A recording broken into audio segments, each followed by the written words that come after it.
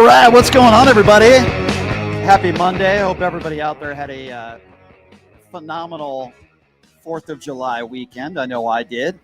Appreciate everybody being here. The Occupy Democrats Network, of course, the Washington Press Network, the FMAM Dial KSHP personal YouTube page at PTL Radio Show. Just passed 121,000 subscribers over the weekend. We appreciate you guys out there.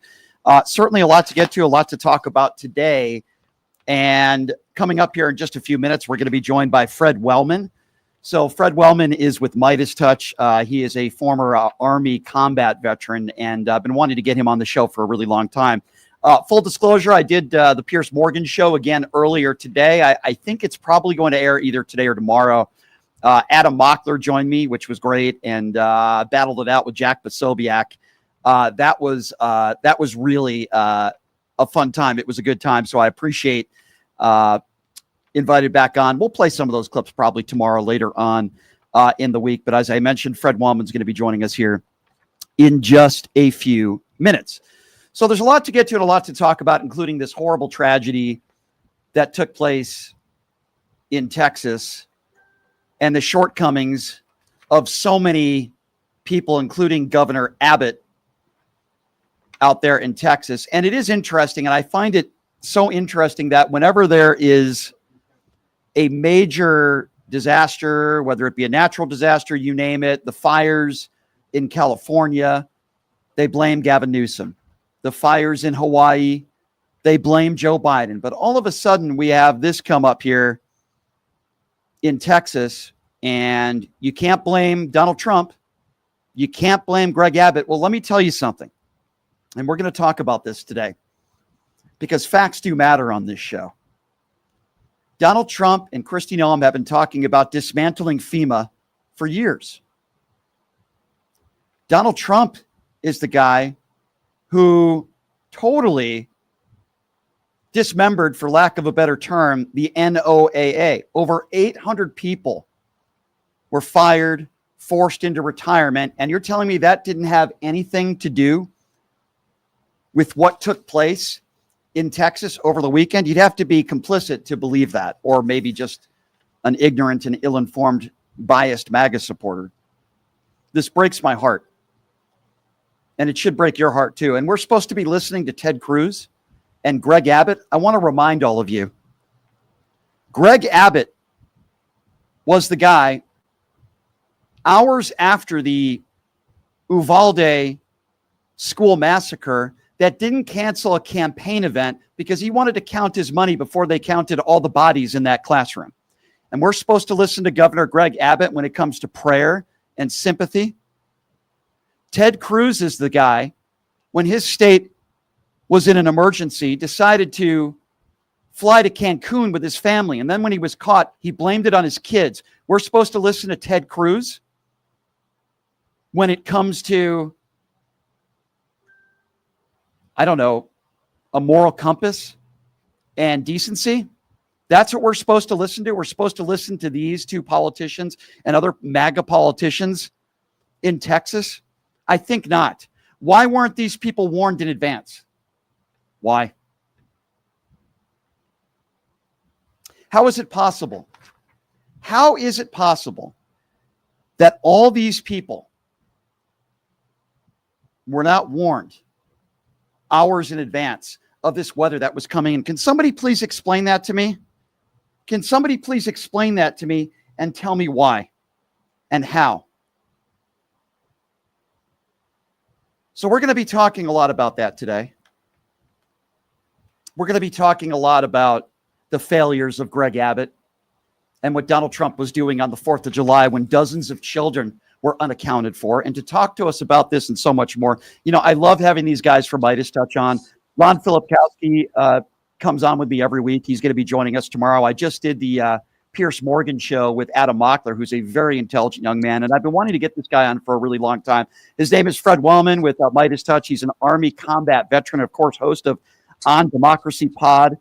Does such a great job. Fred, I really appreciate you joining me. How are you, sir? Hey, man, good to connect with you. I appreciate it. Thank you for being here. Gosh, where do I even start with you, Fred? Let's start with what's going on in Texas.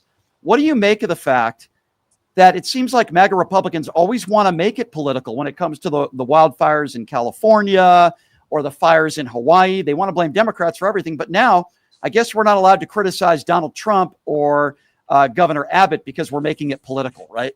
Yeah, funny how that works out, right? I mean, I mean, Donald Trump didn't waste any time blaming, Gavin Newsom for the fires in LA and everybody else. But if we even mention the fact that we have concerns about the way the warnings went out, the way the weather service been cut, the way they've historically not handled this situation, obviously we're making it political. And you know the story, right? It's like, oh well, the old Republican story. Like, oh, it's too soon. It's too soon. Well, it's always too soon.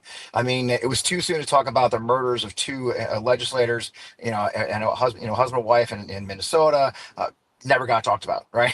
Yeah. It seems like every time something happens, it's too soon, and then they're smart enough to know that the news cycle is going to move on, and we just never will talk about it. And I think I expressed some real fury this weekend over Mike Johnson talking about, well, we're as stunned as you are. All we can do is offer prayers. Like, no, actually, that's not your job. Your job is to investigate what happened and make sure it doesn't happen again. Exactly. It's always thoughts and prayers. It's okay if Right. that's a pastor or the victims' families, but yeah, these people are lawmakers. We want action. I agree with you. Right. Am I wrong, Fred? I mean, it appears to me that most MAGA Republicans, certainly Donald Trump and Kristi Noem, they've been wanting to get rid of FEMA for a very long time. And you look at these Right. NOAA cuts, over Right. 800 people lost their jobs. Are we supposed to be led to believe that that had nothing to do with this? Exactly. I mean, what I've been getting a lot of too is, oh, well, the cuts to the national, NOAA and the National Weather Service, they don't occur till FY26. They cut 800 probationary employees of the the Weather Service and NOAA immediately back in February. And if you remember, everybody's again moved on. Probationary employees, the new people, these are the new scientists, these are the jobs they just filled. Then they offered the early retirements. So, for example, the weathering, one of the guys in charge of warnings in that region took the early retirement and has been replaced because there's also a hiring freeze. So there's a pile of things and look, I agree. It is kind of hard to make it political right now, but these once in a lifetime storms are happening a lot more often now, and there's going to be another one. I mean, we had a tornado. I live in St. Louis, Missouri. We had a Mhm. tornado go through downtown St. Louis, just off of downtown St. Louis. It's never in our history hit that portion of the city. Once in a lifetime, so there's a whole lot of once in a lifetime stuff happening, and we just need to stop, putting it off, stop prayers, and start legislating, investigating, finding out where the money should go. So as they cut National Weather Service's funding, we're now finding out what we need is more and not less. Yeah, absolutely. I agree with you. If you're just joining us, Fred Wellman with Midas Touch. So, Fred, switching topics here to the Epstein list that apparently has just magically disappeared. I was talking about this, on Piers Morgan this morning with one of your colleagues, actually, Adam Mockler, who's great. And it's interesting because Pam Bondi says the list is on her desk on Fox News, and Haba does an interview and says, yeah, this list is going to come out. And now it just magically disappears. So is everybody in the Trump administration part of the deep state now, Fred? Well, what they're offering you is we're monumentally fucking incompetent. Pardon me. We're monumentally incompetent or liar. I mean, the options they're choosing are let's go with incompetent. Obviously, what they're doing is it's a cover up. It's the most blatant and lame cover up in history, but this is what they do. They lie to your face and expect you to believe it. And that's exactly what this is. So obviously, there is a list. Okay, there's lots of lists. That didn't happen. The FBI found 1,700 photos on the walls. I mean, there's stuff. Okay, there's evidence. There's piles and piles of evidence. And I'm not a conspiracy theorist guy, but I did see how the pictures, the video they showed of the Epstein cell was a different cell than one they issued where he died. So again, is it a cover up? It kind of, looks, smells, what's the old walks like a duck, quacks like a duck, it's a duck, and in this Yeah. case, they want us to believe they're monumentally incompetent or they've all been lying for years. I mean, look, remember, Bongino and Patel made a living out of the release the Epstein list, right? Bill Clinton's in there, release the list. Now all of a sudden, they're not as worried about Bill Clinton, is it? Yeah. It's funny how that works out. Fred, what do you think MAGA Republicans would say if Jeffrey Epstein was caught on audio calling Joe Biden his best friend?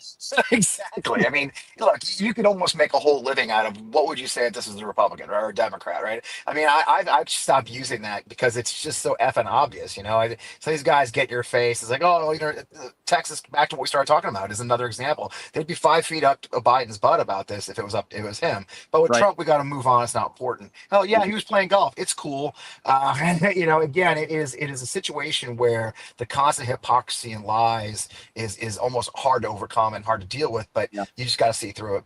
Agree. I wanted to ask you a little bit about Elon Musk because Yeah. now he's apparently starting his own party, and the debate is he really going to do this 6 months from now? Is he serious about this? I take anybody serious when they have the money that Elon Musk has. Yeah. I wanted to get kind of your thoughts on this. Do you think he's serious about this, and do you think this is just a phase that'll just pass, or do you think he really is actually going to do this? I mean, I swear to God, I think Elon Musk, pictures next to the ADHD description in the. I mean, the guy can't focus on anything for very long. So I don't know. I mean, the reason he left the government essentially in a lot of ways is because his shareholders said enough's enough. You need to focus on your companies. Tesla stock is plunging. SpaceX keeps blowing shit up. I mean, at some point, you need to pay attention to your companies. Now he's starting a whole new third party again. This is him having a tantrum, and he's got a lot of money. But you're very right. A guy with billions of dollars throws a tantrum, and we have to pay attention. What it means, I don't know. We historically third parties don't succeed in our country, but they've never been backed by the world's richest man who likes to throw money around like it's candy. Yeah. But what does it mean? Well, for those of us who are Democratic operatives like me, well, does that hurt us or does that hurt them? Any reasonable measure says it's going to hurt Republicans. So the evil political operative party was like, oh yeah, you should go for that. Matter of fact, you should run, a lot of independent Republican candidates. You should totally do that. It's funny. A lot of people thought the Democratic Party would split before the Republicans. I mean, believe it or not, my colleagues in the Lincoln Project, when I worked there, the theory was the Democrats would split like an AOC side of it and a Biden side of it. But instead, what we're seeing is this could very well be the first crack that we see of the Republican Party finally breaking from the MAGA allure. I mean, and look, I can't believe I'm saying this out loud, and I swear to God, hopefully nobody's listening. Musk is right. This is not Republican. Look, the MAGA movement is not Republican. It is not, and if it is, it's the old school Republican that's like, hey, the only move they've got is cut taxes. Like, oh my God, there's been a disaster. We should cut taxes. This wouldn't happen if we cut more taxes. It's the only move they've got is cut taxes, and Right. they've added to the debt trillions of dollars of debt because they've also been saying for 15 years the debt's going to destroy our country. So I agree with them, and it is hypocrisy to the tune. But in the more important way, it may be those first cracks where people say, "Hold up, you're saying we need less government, but you just added the debt to get." It is an interesting dichotomy that'll be fun to watch in a lot of ways. Hopefully, it doesn't take down all of us. That's sort of the thing with Yeah. MAGA, right? The operative party is like, "Oh yeah, you guys should definitely fight each other. That's great. Go for it." Yeah, that's true. Fred, before I let you go, I do want to circle back to Texas real quickly here, if I Yeah. may.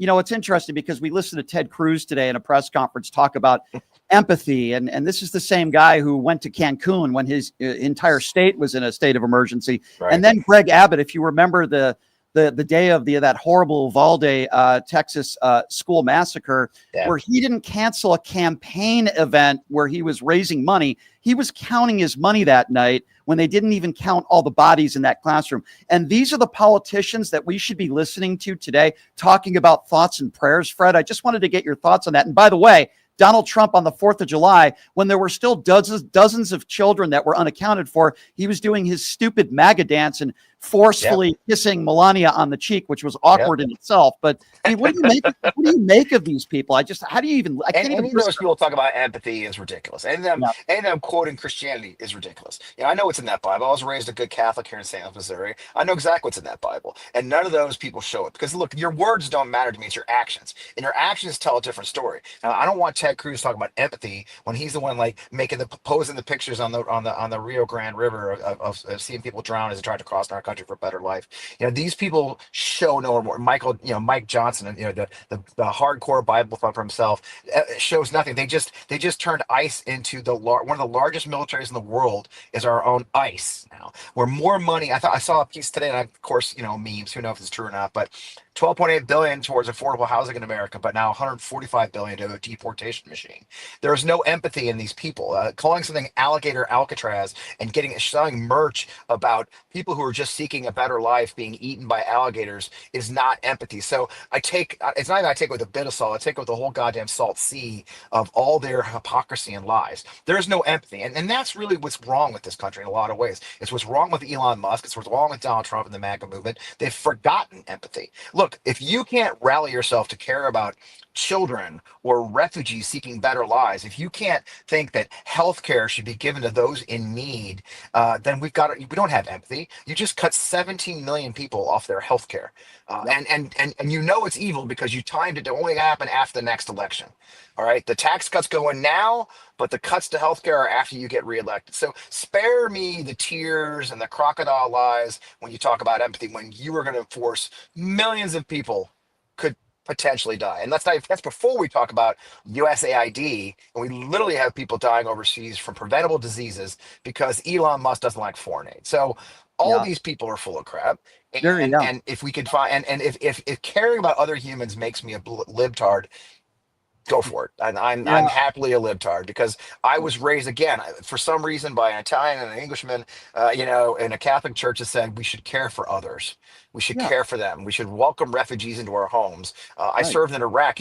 When I served in Iraq, I was welcomed to the homes of the Iraqis. Generous, lovely people. I ate more damn sheep and rice and chicken because we came there. We invaded their country, but they welcomed me and protected me when I was with them. So I tell you, I would feel safer right now in a house in Iraq than I would in anywhere near Ted Cruz. These crocodile tear fools.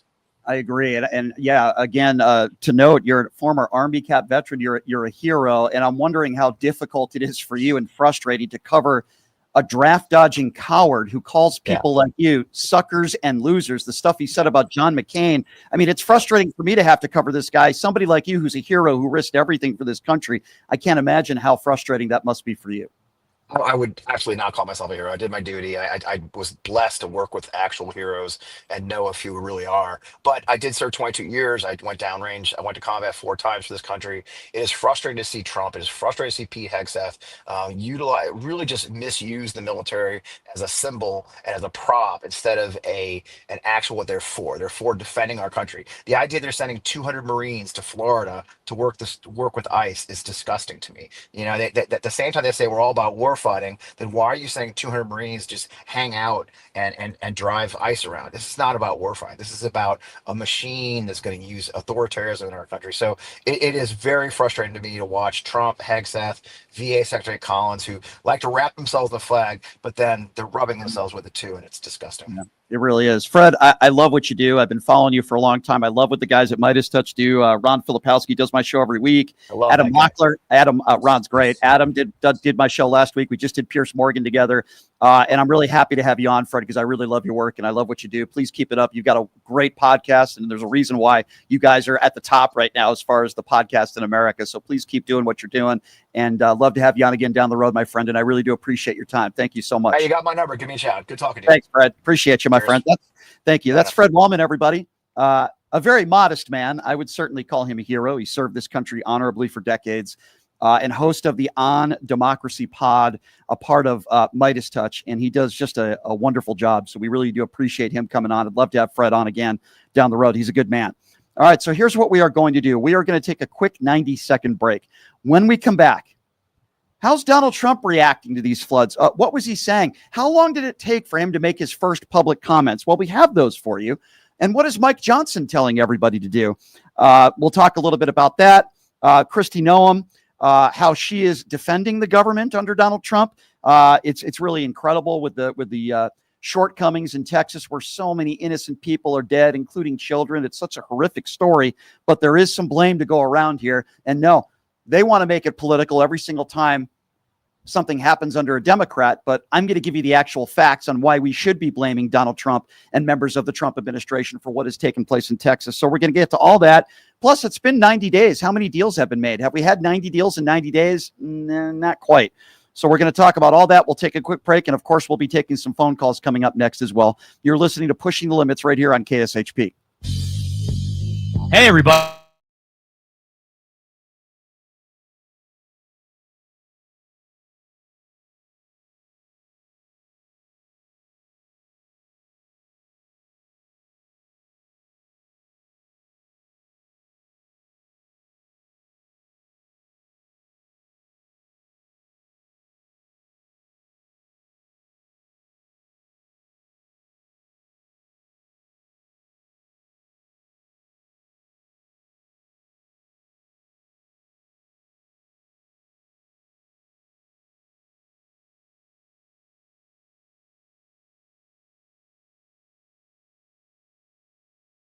there'd be so many kids playing ice hockey in the desert. Jake Helps Hockey Foundation and the Las Vegas Ice Warriors, founded by Gina Yusufzai 8 years ago, made it possible for families who can't afford the equipment and fees. Donate today at www.hockeyforkids.org and help us continue making a difference.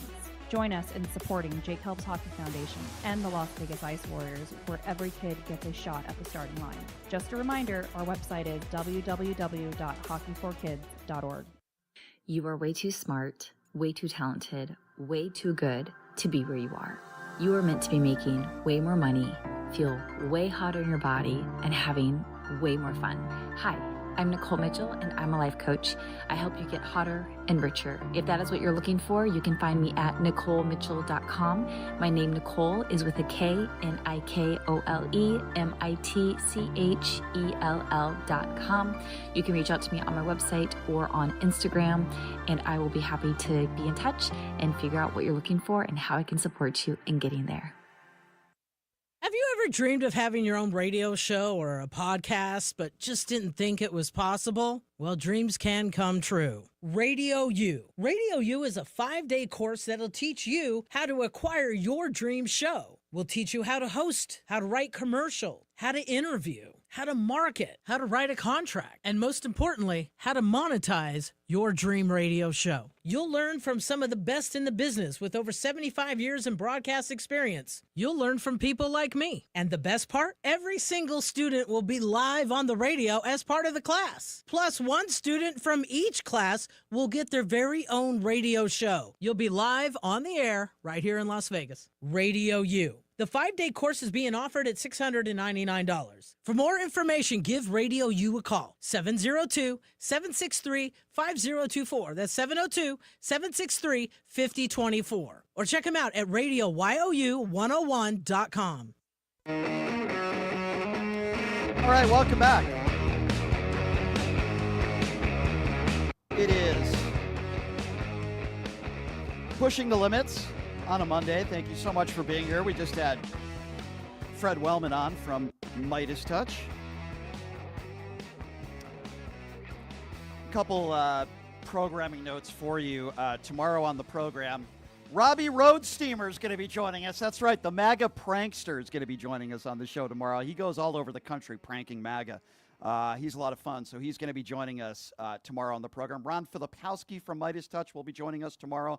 Ryan Shedd, the popular left-leaning podcaster, will be joining us on the show Wednesday, and some more special guests joining us the rest of the week. So Anthony Scaramucci joined me on the show last week.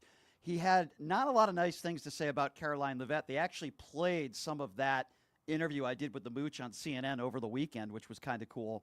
The Mooch did not have very nice things to say about Caroline the Liar Leavitt.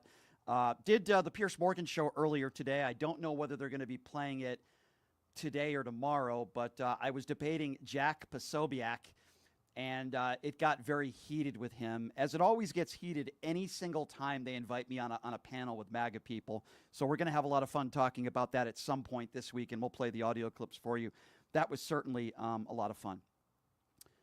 So obviously, what has taken place in Texas is an absolute tragedy. My heart goes out to the families and the friends of all these victims, and so many of them children.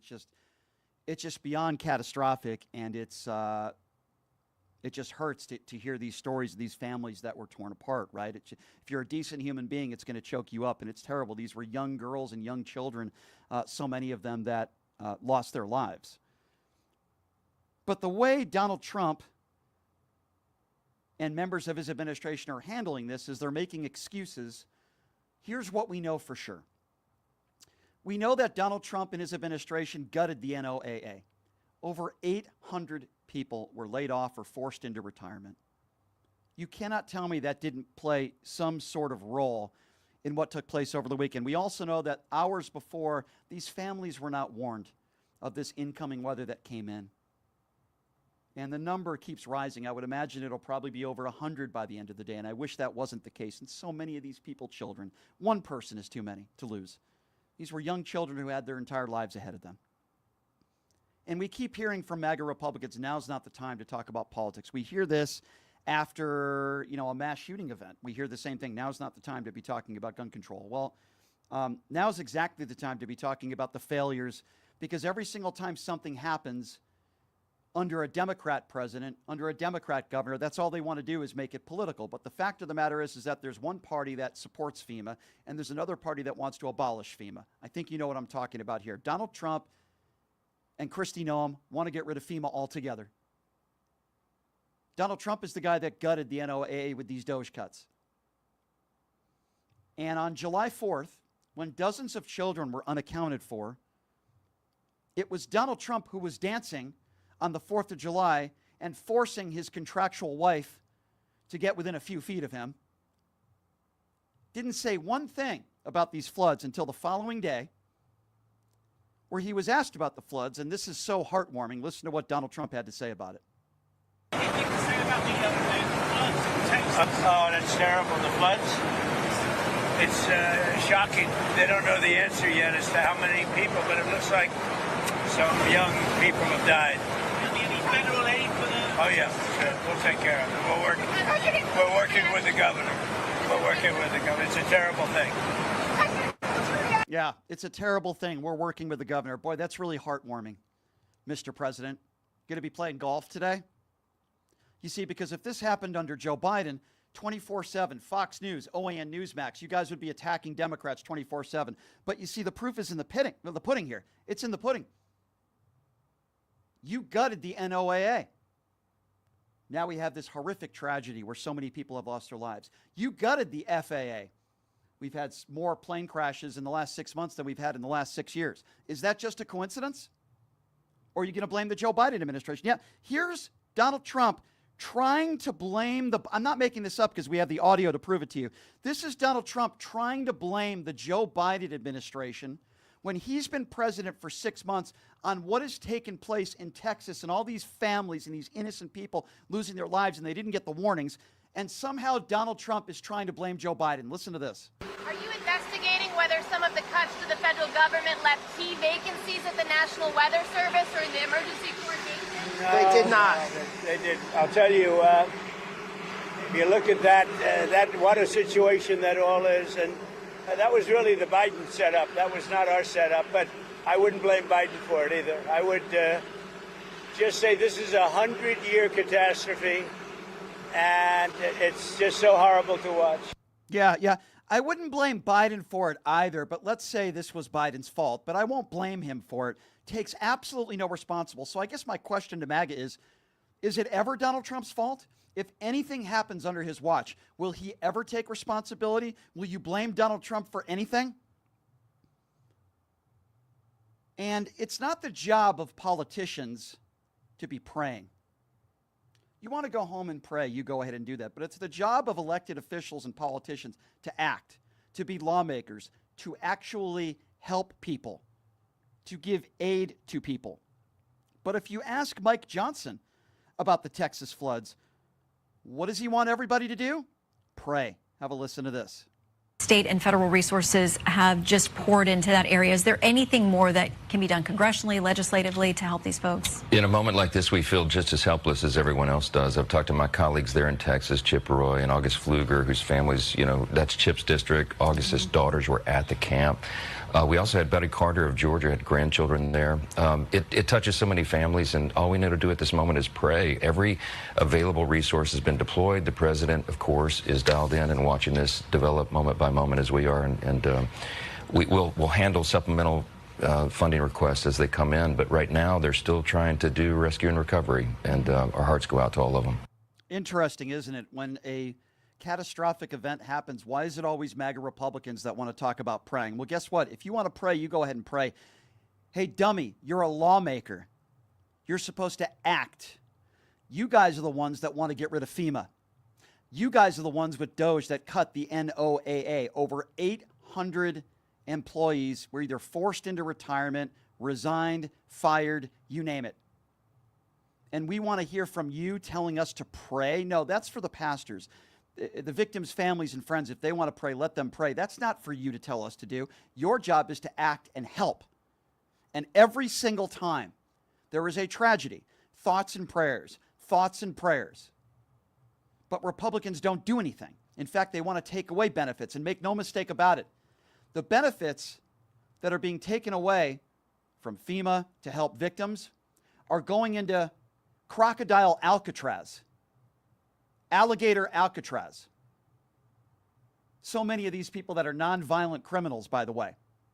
That's where they're allocating these funds. They want to ban books, and they want to put all these funds towards alligator Alcatraz instead of helping these families that have lost loved ones. And we got to hear from Ted Cruz talk about empathy, which he has none. We got to hear from Greg Abbott, who cared more about making money off of his fundraising event the day of the Uvalde shooting. That's the guy we want to hear talk about empathy and prayers, thoughts and prayers. These people have no empathy. They have no moral compass. They're despicable. They're disgusting. Yes, my heart goes out to all these victims. It's horrible. They should have been warned. But Donald Trump wants to blame Joe Biden. He wants to bring up Joe Biden. Every single time there's a natural disaster, they want to blame Gavin Newsom for the fires in California. They wanted to blame Joe Biden for the fires in Hawaii. But if it's under Donald Trump's watch, can't be his fault. Don't make it political. Do you remember after that Walmart shooting where a man went into Walmart and executed a bunch of people just for the fact that because they were brown? And then literally hours after that massacre where so many innocent people lost their lives, Abbott was asked about gun control and he said, now's not the time. Since then, he's made it easier for people to get their hands on weapons in the back pocket of the NRA. These people don't care about you. They don't care about these families. They'll lie. They'll say they care. And then, again, Ted Cruz will take another vacation. They don't care about you. They'll say all the right things. At least they'll try to. They'll talk about God. They'll talk about prayer. But the proof is in the pudding on the way they vote. Taking money away from people that need it the most. We could be talking about food stamps. We could be talking about Medicaid. We could be talking about employees at the NOAA. We could be talking about FEMA. They don't want to help people based on the way they vote. Their words are empty. Look at their voting record. There is one party that wants to help people that are struggling, help victims, help families. And then there's another party that just wants to give the biggest tax breaks to the top 1%. If you don't believe me, look at the way they vote. I'm not making this up. They want to take away every government program that can help people that are struggling in this country while giving the biggest tax breaks to the billionaires.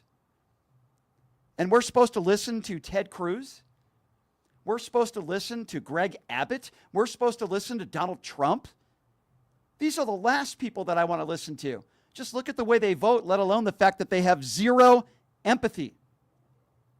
Donald Trump and Kristi Noem are on the record saying they want to get rid of FEMA. They've said that in the past. Now all of a sudden they want help from FEMA. Can't have it both ways. Which is it? This is not Joe Biden's fault. This is not the fault of any liberal or Democrat. It is the fault of Donald Trump and Kristi Noem and their administration and DOJ for cutting the NOAA, which I absolutely believe these budget cuts had an effect and more lives would have been saved and they would have been warned sooner about this weather that came in there. This is on Donald Trump and his administration and the incompetent people in Texas, many of them Republicans, who don't know how to govern. And they certainly don't know how to protect the American people. I don't care what political party these people are in. These are children we're talking about here. Children. And I'm angry. And you should be too. But Donald Trump cares more about doing the MAGA dance on the 4th of July when dozens of kids were unaccounted for. There are still children that are unaccounted for, by the way. But Donald Trump wants to play golf and he wants to celebrate. Took him over 24 hours just to make any statement at all. And then there's Kristi Noem, who again is on the record saying she wants to abolish FEMA. She has said that in the past, and so has Donald Trump. And she's lying to the American people, talking about an enhanced level that they're working on in state operations. Listen to her talk about FEMA when she is the one who wants to get rid of it. Department, what can be utilized, and of course FEMA is standing at an enhanced level right now, which means that they are plugged in to the State Operations Center. We are engaged, and then as this response goes forward, that their role will continue to be filled as it always is in these situations and will be timely and responsive as to what the governor requests. What a load of BS and a word salad. Let me repeat once again, Kristi Noem and Donald Trump want to completely eliminate FEMA and leave states to fend for themselves. She has made statements like that in the past. Now, all of a sudden, she's asking help from FEMA. These people are liars. They're pathetic. And here's the point where she is asked about and this is the most important question that we all should be asking. Why wasn't the National Weather Service pinging their phones before 7 o'clock? Listen to her word salad answer. I live in Kerrville. Why was the National Weather Service not pinging their phones before 7 o'clock the day of 4th of July? We need the federal people to answer that maybe for us. I got updates at 7 o'clock, the first one I heard. And I've heard updates throughout the week, but not before 7 o'clock in the morning. Wasn't that a fundamental failure of the federal government's responsibility to keep us safe? Well, my background is before I was in the secretary position here under the Trump administration, I was governor of South Dakota and served in Congress for 8 years before I was governor. And so I will tell you that for decades, for years, everybody knows that the weather is extremely difficult to predict, but also that the National Weather Service over the years at times has done well, and at times we have all wanted more time and more warning and more alerts and more notification. That is something, and one of the reasons that when President Trump took office, that he said he wanted to fix, and is currently upgrading the technology. And the National Weather Service has indicated that with that and NOAA that we needed to renew this ancient system that has been left in place with the federal government for many, many years, and that is the reforms that are ongoing there. The timeline that I have, I don't oversee the National Weather Service, that's not under my department, but the timeline that I did receive from them was that the notifications started to look at its expansion for its limited flood impacts area that started on July 3rd at 1:18 p.m. The flood watch was issued. Although it was moderate, it wasn't to the extremes that it was, that when the system came over the area that it stalled, it was much more water, much like I think we experienced during Harvey, the same type of system that was unpredictable in the way that it reacted and the way that it stopped right here and dumped unprecedented amounts of rain that caused a flooding event like this. They continued to elevate and up their notifications. When your notification hit your phone, sir, I'm sorry, I can't speak to when that is, but I do carry your concerns back to the federal government and to President Trump, and we will do all we can to fix those kinds of things that may have felt like a failure to you and to your community members. But we know that everybody wants more warning time, and that's why we're working to upgrade the technologies that have been neglected by far too long to make sure that families have as much advanced notice as possible. Okay, so let me be very clear on that lying word salad. Nothing she said was honest and nothing she said was truthful. How do I know this? There is zero evidence, zero, that Donald Trump is upgrading technology within the Weather Service. In fact, it is to the contrary. Not only have they not provided any evidence, but they've made cuts. They've made financial cuts. I talked to you about the NOAA, where they've literally fired over 800 people. There is zero evidence that they're upgrading any technology. In fact, it is the opposite of that. Kristi Noem is once again lying. They just say things and they assume people are going to believe it when it is the opposite. Now, I want you to think about this for a moment. Even if you're a Donald Trump supporter, just try to get outside your MAGA box for a moment. You have Donald Trump and Doge months earlier that cut 800 workers from desperately needed NOAA. Some of those workers helped with response and warnings so that the families in Texas could get those pings and those warnings before that very dangerous weather came in. They unloaded the NOAA. They get rid of 800 people. And then this horrible situation takes place in Texas where so many innocent people lose their lives, including children. Do you mean to tell me that Donald Trump and his administration have nothing to do with this? Do you mean to tell me that you want to blame Gavin Newsom for the fires in California? You want to blame Joe Biden for the fires that took place in Hawaii? But yet you don't want to put any responsibility on Donald Trump and Kristi Noem, who want to get rid of FEMA, by the way. And now they're asking for help from FEMA. You don't want to put any responsibility on the administration that it wants to allocate funds from FEMA and disaster relief and put it into Alligator Alcatraz because they think that's more important. And you don't want to put any responsibility, and MAGA Republicans have the gall to say, don't make it political. Let me be very clear to you. Donald Trump has blood on his hands. He always has. He always will. Because they would rather put together some sort of Alligator Alcatraz, many of those people that would be, I would assume, non-violent criminals, and make jokes about alligators when it comes to immigrants, and many of whom are seeking asylum. They want to put a lot of money into that. But they don't want to put money and efforts into giving the American people fair warning before weather like this comes in this case in Texas, where so many innocent people have lost their lives. Donald Trump has blood on his hands. And I'm going to make this correlation to gun control. Every single time there is a massacre, and it could be in a school, it could be in a mall, it could be anywhere. It could be right here in Las Vegas at a concert. Every single time we have one of these mass casualty events, we hear MAGA Republicans say, now is not the time, let's not make it political. And then they do nothing. In fact, people like Ron DeSantis and other MAGA Republicans make it easier for people to get their hands on weapons. So while they make it more difficult for people to become naturalized and become legal citizens, they make it easier for people to get their hands on weapons. In some cases, showing up in the halls of Congress with AR-15 pins. Some people that are in Congress that own gun stores. So make no mistake about it. Donald Trump and members of his administration have blood on their hands. Make no mistake about it. These people were not warned. Gutting the NOAA certainly played a role in all of this. Greg Abbott is incompetent, and he cares more about a border wall than he cares about protecting his own people from inclement weather. He cares more about campaign contributions than he cares about kids that are massacred in a school classroom. Why do I say this? Because his behavior, his actions, or lack thereof.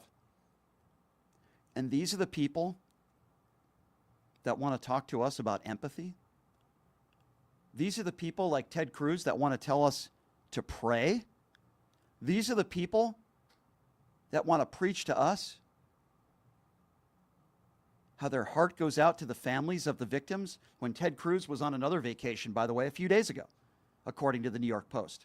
Knowing that this weather was going to come in, he was on another vacation. Maybe he'll blame his kids again. Why do you keep electing these MAGA buffoons? Why? Greg Abbott is a despicable human being. His behavior proves it. Ted Cruz is a despicable human being. His behavior proves it. Kristi Noem, the puppy killer, is a despicable human being. They would rather have a photo op in front of Alligator Alcatraz than allocating funds to help families to get warnings hours before weather comes in. And now so many innocent people have lost their lives, including children, because they are despicable human beings. And Donald Trump will blame Joe Biden. They'll blame Pete Buttigieg. They'll blame Barack Obama. They'll blame George Soros. They will never take responsibility for anything. It's never Donald Trump's fault. Anything that happens under Donald Trump's watch, it's Joe Biden's fault. And we were told 90 deals in 90 days. Well, it's been 90 days, I should say. Maximum, maybe 2 deals, if that.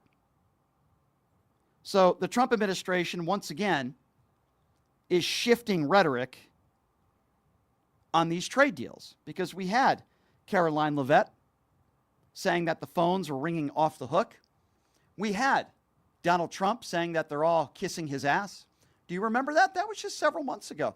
They said 90 deals in 90 days. Now, I knew that wasn't going to happen. In fact, you could make the argument no deals have been made, maximum maybe 2 deals. And now they're sending letters out to all these countries, and these world leaders are laughing.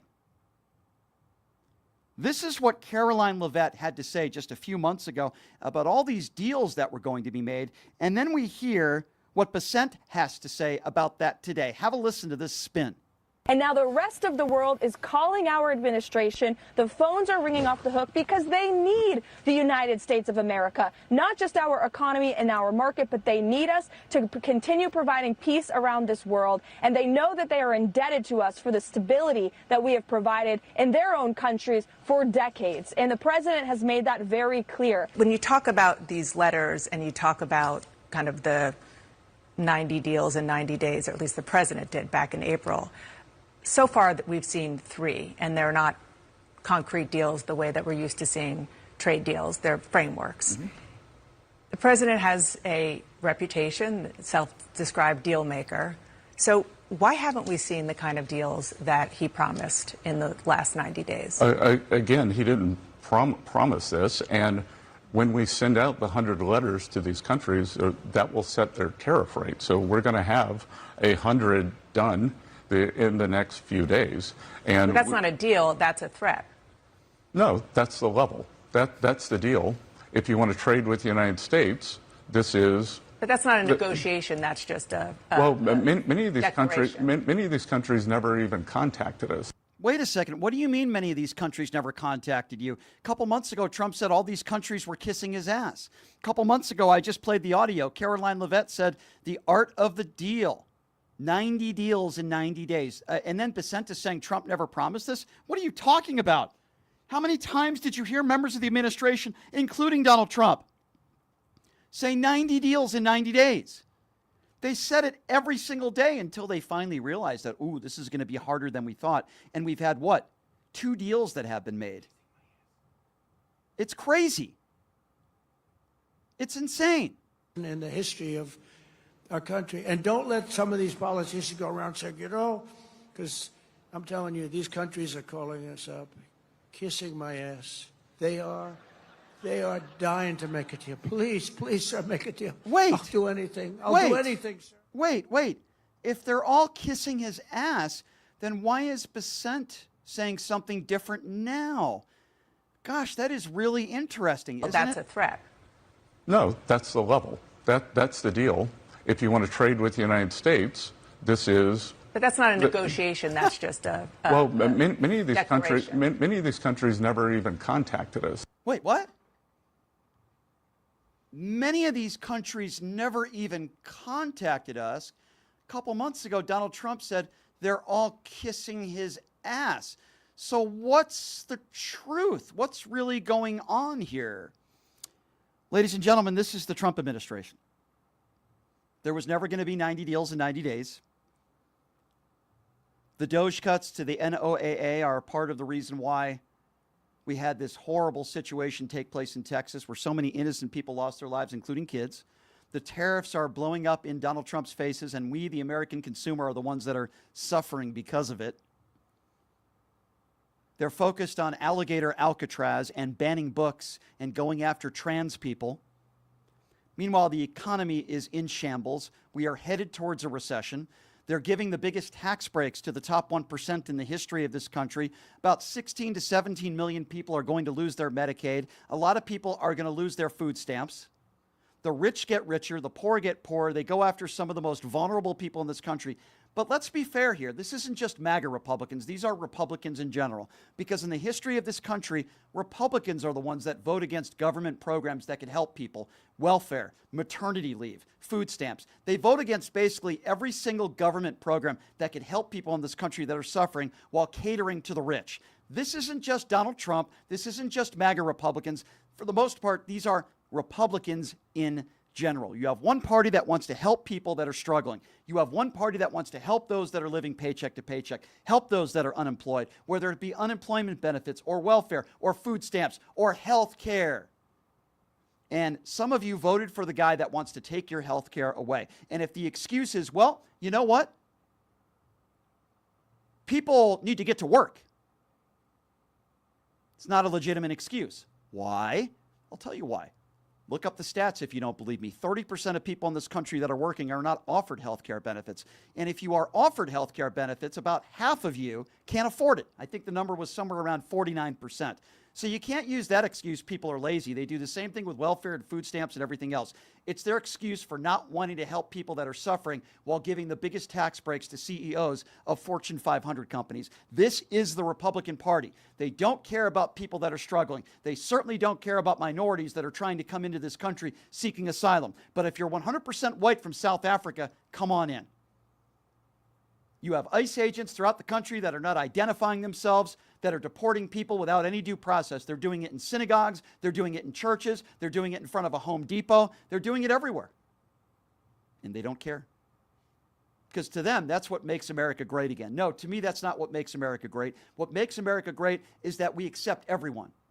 All shapes and sizes and colors of the crayon box. Doesn't matter who you are. You want a better life for yourself, your family, you should be able to come into this country. And guess what? If you're undocumented, we need to make it easier for you. And if you show up in a courtroom, ICE agents shouldn't be waiting outside the courtroom, arresting you and separating people from their families that have been here for decades that pay their taxes. That is not the America that I want to live in. And it shouldn't be the America that you want to live in too. And if you're okay with that, then I don't want you here. Because you are a bigot. And to you, make America great again is make America white again.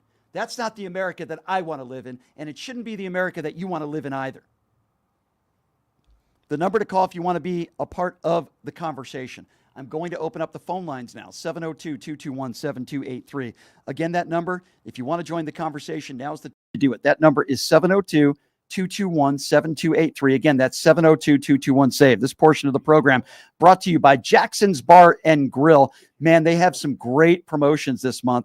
And let me tell you something. They have some of the best promotions that you will find. And I talk a lot about the $20 ribeye steak. They haven't upped the price in literally over 8 years. They have great gaming promotions there as well. You're certainly going to be a part of that because on Wednesdays and Fridays, they have this scratch off contest where if you win, or I should say, if you get up 500 points by playing a slot machine, you will also get a scratch off where you can win up to $50 in free slot play. So check them out, Jackson's Bar and Grill, located at Flamingo and Jones, and tell them that I sent you. Their scratch off promotion this month is really, really cool, and you're not going to want to miss that. Jackson's Bar and Grill, located at Flamingo and Jones. Number to call, as I mentioned, 702-221-7283. We're talking about a lot of different topics today. Of course, what took place in Texas is just awful.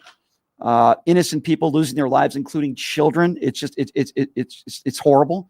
It's hard to put into words. And we have to listen to Ted Cruz and Greg Abbott talk to us about praying. Mike Johnson talk to us about praying. So we're taking your phone calls, and we are going to lead off with Kowalski. Kowalski is first up on PTL. Hey, Kowalski.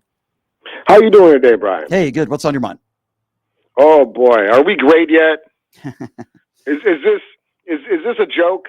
Are we? Do we all just walk into a really bad plot line that you know some horrible director should have never gotten as his chance with a pen on? Like, what is this? What is this? We can't be serious. There's no way we could be serious. The same people that are breaking down FEMA are now trying to get aid from FEMA.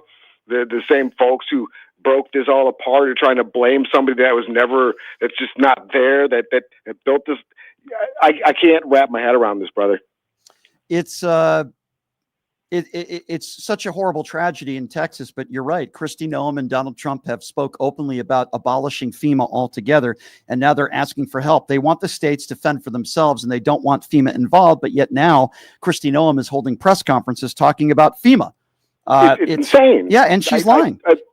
Well, it's like I'm a guy who really works with his hands a lot. I appreciate skilled workmanship and stuff. This is the exact same idea as somebody pulling the spark plugs from their engine, right?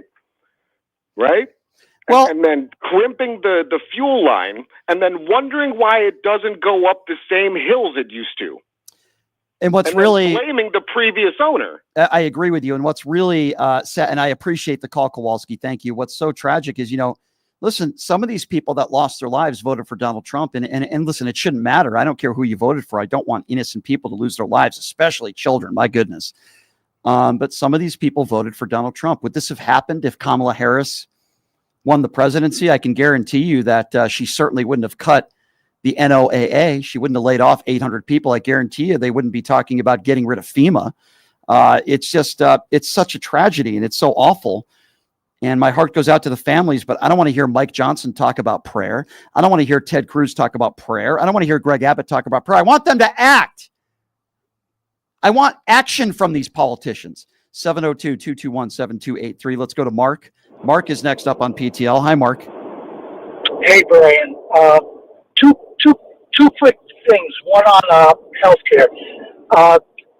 You need to mention also that a lot of these states, like Pennsylvania and states all across the country, where companies hire you but give you just under 30 hours, which means they don't have to pay or offer you health care. So you can actually work 30 hours, 29 and a half hours a week, and the company is not obligated to give you health care. You have to now take that out of your pocket after you deduct everything else out of your measly check. Right. As far as what's happening in Texas, let me go to one of the idiots in your YouTube chat, the MAGA Danny. He made one comment at the very beginning, and he said, "You cowards need to get out of the chat and go to Texas and help."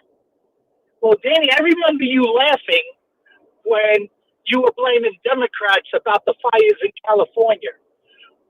You also laughed about children and adults getting caught up in barbed wire in the waters off of Texas that crippled governor put over there. Well, that's true. But now, because it's happening in Texas to your people, you're yelling at us. But everything Mark, else was funny, right, Danny? But Mark, you're right, Mark. You make a really good point, and here's the thing: they want to own the libs, and they want to mock others unless it happens to them. You're absolutely correct. Governor Abbott mocks and makes fun of migrants that are seeking asylum, those that lose their lives and drown. He mocks people that are less fortunate. When it happens to his own people, in this case, and listen, I don't care what religion you are, what the color of your skin is, or who you voted for. Obviously, as I say again, I don't want innocent people to lose their lives. That's the last thing I want. This was a Christian camp. And my understanding is many of these people are Trump supporters. And sadly, they voted against their own interest. And yes, I would say to an extent, they voted for a guy who might have ended caused their demise. I don't think that's a stretch for me to say that. I really don't. Again, I'm going to repeat myself. Facts back up my opinions in many circumstances. He gutted the NOAA. Over 800 people lost their jobs. So many of these people in so many important positions. These people should have been pinged before 7 o'clock, hours before this tragic event took place. Why weren't they? And now Kristi Noem is lying and saying they're upgrading the technology. There is no evidence to prove that they enacted that or did that. If they do it now, a little bit too late to help these families, isn't it? 702-221-7283. Let's go to Monty. Monty is next up on PTL. Hey, Monty, what's going on? Hey, thanks for taking my call. Sure. So, yeah, I don't even think that they care. Remember Herman Cain, the black politician? The views and opinions expressed in the following program are those. Yes, I do. He died. Yeah, he died of COVID a week later. He posted a picture, and his family, when they asked, "Do you think you should have worn a mask?" or they said, "We're not going to politicize this." For some reason, Donald Trump is never accountable for anything. But what I don't understand is you have people like you, and God bless you for what you do, who are so outraged and speaking truth to power.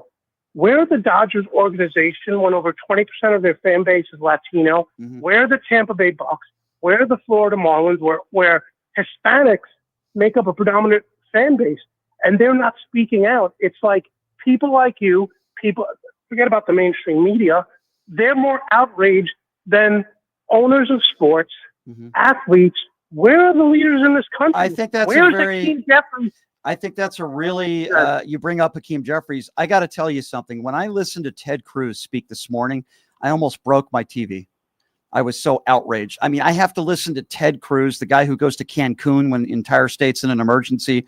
And we're listening to him talk about faith and religion. And then Ted Cruz is the guy that talked today about we can't politicize this, and he talked about conspiracy theories. Yet Ted Cruz was the same guy who tweeted out a conspiracy theory after Paul Pelosi was bludgeoned with a hammer. He tweeted out a conspiracy theory about Paul Pelosi in some sort of gay relationship, letting this guy into his home, which we know was not true. He never retracted. He never apologized. And this is the guy now all of a sudden that wants to say, oh, we don't need the conspiracies on social media, when he's the guy that perpetuates it. These are despicable people. Greg Abbott is a despicable human being. Ted Cruz is a despicable human being, and Donald Trump would rather be playing golf or hanging out at Mar-a-Lago than speaking to the families of the victims of this horrible situation in Texas. They blame Joe Biden for the fires in Hawaii. They blame Gavin Newsom for the fires in California. They threaten help and aid because they're Democrat-run cities, as they would say. But now all of a sudden it happens in some of their communities where a lot of Republicans are there, and they don't take any responsibility for anything that's been done. And now all of a sudden Kristi Noem wants to talk about FEMA when we know they want to get rid of FEMA. They know they want to abolish FEMA. And we're supposed to listen to these people. They have zero credibility. They have no moral compass. They have no heart. And I am sick and tired of it. And I am angry because there are innocent children now that are going to be 6 feet underneath the ground. They had their whole lives ahead of them. I said the same thing about the Uvalde shooting, where they say thoughts and prayers. They do nothing then, and they're going to do nothing now. My point is, if your own kid's dying is not going to have you hold Ted Cruz, Abbott, Trump accountable, we're screwed then. If your own kid's dying is not going to make you say enough, what the hell are we doing here as a country? We have to stop voting in these right-wing MAGA imbeciles. We have to vote people in office, whether they're Republican or Democrat. Look at their voting record. Are they voting to help people? Do they want to make sure that these people stay on Medicaid? Because if you voted for the big, beautiful bill, you are a disgrace. I don't care who you are. You are a disgrace if you voted for this bill. And if you're a MAGA supporter and you voted for Donald Trump and you're living paycheck to paycheck and you need Medicaid and you need your food benefits, don't complain when they are taken away. This is what you voted for. It's not Joe Biden's fault. It's not Barack Obama's fault. It's not liberals' fault. It's not the media's fault. It's your fault because you voted for Donald Trump, and Project 2025 is continuing to go. 702-221-7283 is the number to call. The death toll right now is at 94. Unfortunately, it keeps rising. We'll continue to monitor that. Let's go to Terry. Terry is next up on PTL. Hey, Terry, what's going on? Hey, good afternoon, Brian. This tragedy in Texas could have been avoided. There was a dereliction of leadership completely, absolutely. And I just want to take a moment to also discuss the word empathy. I'm going to give you a quote here from Elon Musk, who said, "The fundamental weakness of Western civilization is empathy." When you have people like that coming out and saying things like that, this is the reason why this is where we are in this country right now, which is terrible. And why Christian nationalism is not helping either, because now they have started a movement indicating that empathy is considered a sin. So this is where we are, Brian. This is where we are. This is where we are. And if you're a decent human being, you're obviously outraged at what's taken place in Texas. If you're a decent, absolutely. If you're a Republican or a Democrat, you want to know how this could have happened. You want to know why Donald Trump gutted the NOAA. You want to know why these families weren't warned in advance. And if you're not a decent human being and all you care about are, the Charlie Kirks and the Jack Posobiec's, they'll defend Donald Trump and they won't. It's never Donald Trump's fault. You notice that? Anything that happens under Donald Trump's watch, never his fault. Always blame Joe Biden and always blame the Democrats. But, the war in Ukraine still going on. We're now in a war with Iran, but it's never Donald Trump's fault. It's always everybody else's fault. These people have zero credibility, and I've had it. Yeah, and whenever he's in front of the press and has an opportunity to throw Joe Biden's name out there, it's just unbelievable. It is, my dear. I can't process it. Yeah, I can't either, and it's hard to process what these families are going through right now, losing their kids. I mean, it's just it's horrible. No parent should ever have to do that. At the same time, we do know where a lot of the blame should go to, and that's to the Trump administration. 702-221-7283 is the number to call. Let's go to Greg. Greg is next up on PTL. What's up, Greg? Hey, Brian. I just came across your show first time. Do appreciate it. Thank you. Listen more in the future. Thanks for voicing what a lot of us feel. I have a couple of questions. One is, do you foresee anybody coming to the head of the room for the Democratic Party? Because honestly, I've been a Democrat most of my life, and the old values that the Democrats stood for seem to have been captured by Donald Trump, which is the greatest irony I've seen in my lifetime, and I'm in my 70s. That he gives a shit about working class people, which is the biggest slap in the face. Well, you know what? It's interesting you bring that up, because I was talking to somebody about this last night on my day off, and we were talking about Hakeem Jeffries, and I said, a perfect example of where the Democrats are at right now is you have Hakeem Jeffries that gets up there and speaks for 7 hours. What good did it do? This bill still passed. They put time and effort into the wrong things. Why would you do, for lack of a better term, some sort of filibuster, knowing that the bill was going to pass anyway? It is a waste of time to the American people. Put your efforts towards the midterms. Be more aggressive. Be a Jasmine Crockett. Be an AOC. Be an Eric Swalwell. Truth to power. I'm disappointed in Hakeem Jeffries. I don't think he's a bad guy, but we need stronger people and stronger leadership. And let me tell you something. Chuck Schumer is not going to get it done. Okay. He's not going to get it done. There are Democrats that are just not going to get it done. We need younger, stronger people with louder voices. And this guy in New York City, everybody wants to call him an anti-Semite. I haven't heard anything this guy has said that would lead to that at all. I just think he's a strong voice. He leans more to the left than the average Democrat, which is fine. But he doesn't put up with the BS. And if there's anything MAGA Republicans can't stand, it's a Democrat that stands up to them and fires back.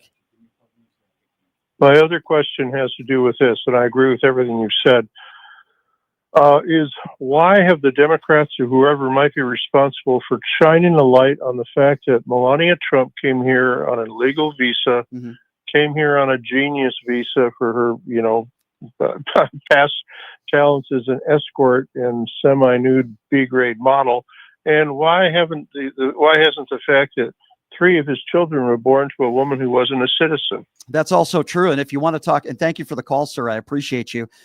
Speaking of Melania Trump, did you see on the 4th of July how awkward that was? First of all, she won't even kiss him on the lips. Even within a contractual marriage, she won't even kiss him. Did you see him forcefully pushing her close to him? She wants absolutely nothing to do with him. Boy, what a lovely marriage that is. People can say what they want about Dr. Jill Biden and Joe Biden, but they love each other. You look at it's funny how MAGA Republicans will go on Twitter and saying, oh, look at this lovely couple. Do you see how awkward they are and how she won't even kiss him. She doesn't even want to be in the same zip code. I mean, don't even get me started with Melania Trump and her book and her $99 Christmas ornaments. She's just as disgraceful as he is, as far as I'm concerned. 702-221-7283, the number to call. Let's go to Brian. Brian is next on PTL. Hello, Brian.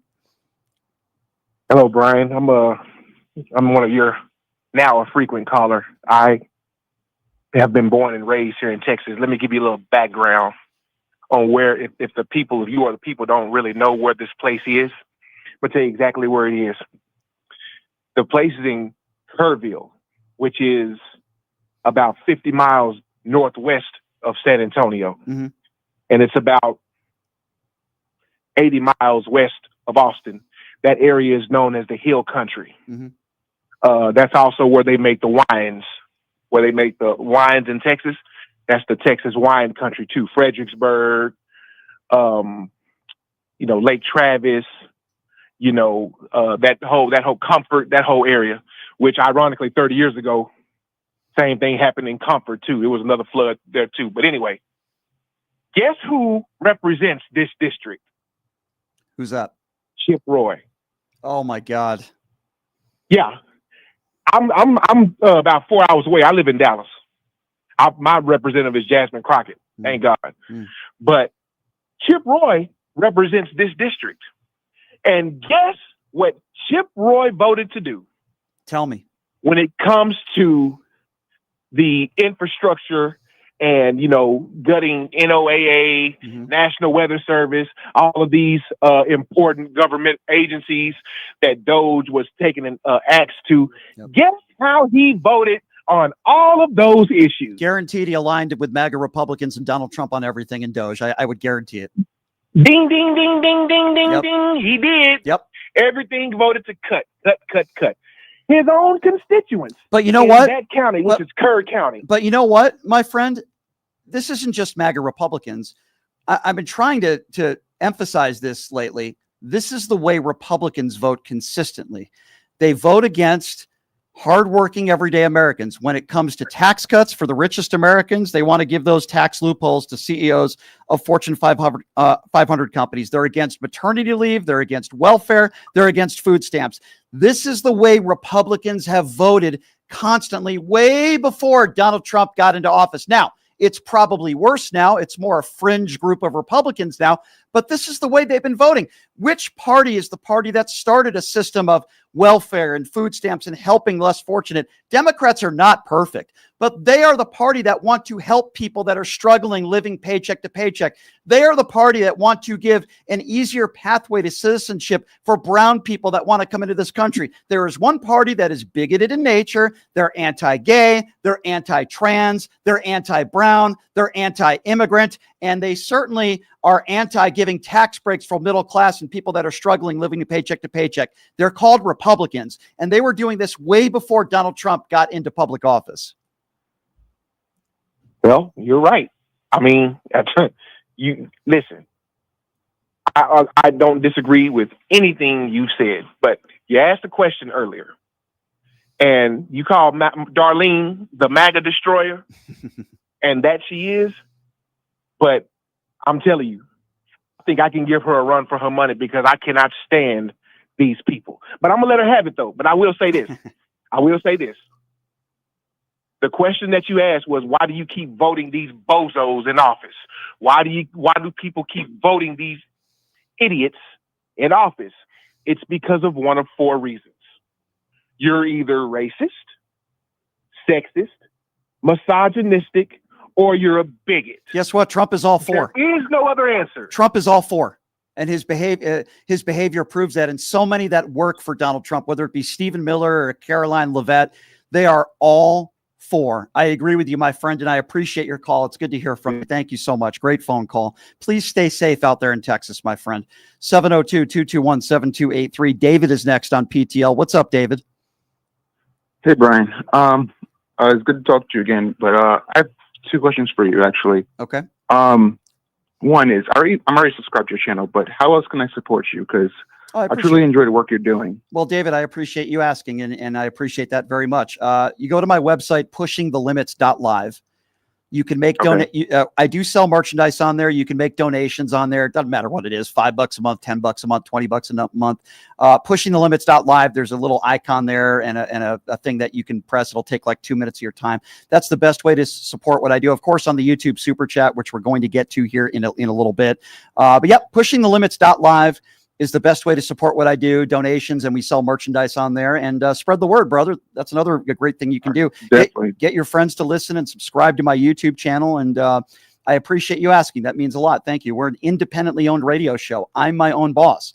So in order for independent media, nobody tells me what I should or shouldn't say. I say whatever the hell I want to say on this show. It's the great about being your own boss and owning your own content. But with that, you certainly need support from great people like you. So I appreciate you asking that. You're welcome. And the second question is, do you happen to have any contact with Kyle Kulinski from Secular Talk, or no? With who? Repeat that again.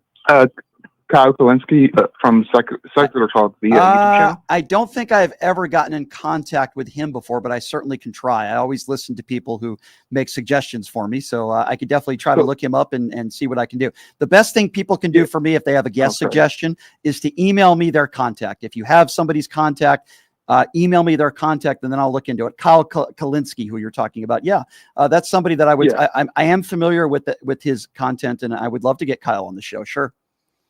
Yeah, the reason why I say this is because I've been listening to him for a long time, just like you. Mm-hmm. And when he says something, I feel like I'm listening to an actual president who cares about people. Like, yeah, if I ever had a future president, it would be him. Well, yeah, I'll definitely look into that, my friend, and shoot me an email. If you can have his contact information, please shoot me an email, and I certainly will do that. My email is on the bottom there of the screen. I try to read every email I get. I can't always respond to everybody, but I certainly do the best I can, and I appreciate your call, my friend. Thank you, and thank you in advance for your support. Let's go to Phil. Phil is next up on PTL. What's going on, Phil? Hey, Brian, how are you? Hey, I just wanted to say I was very impressed with your interview with Scaramucci. Oh, thank you. The Mooch.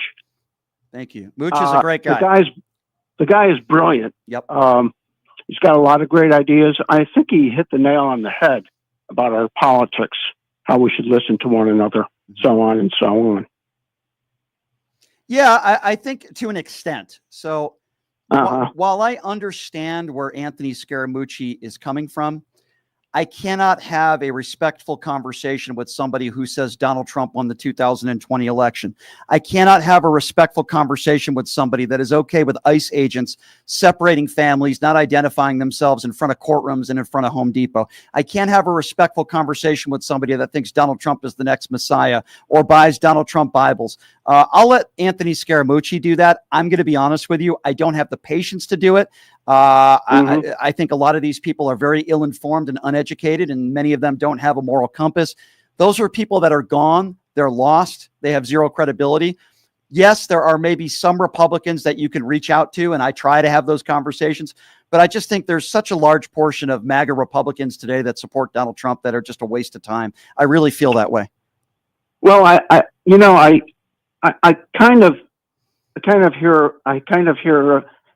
I hear what you're saying, and I do agree with you to some extent.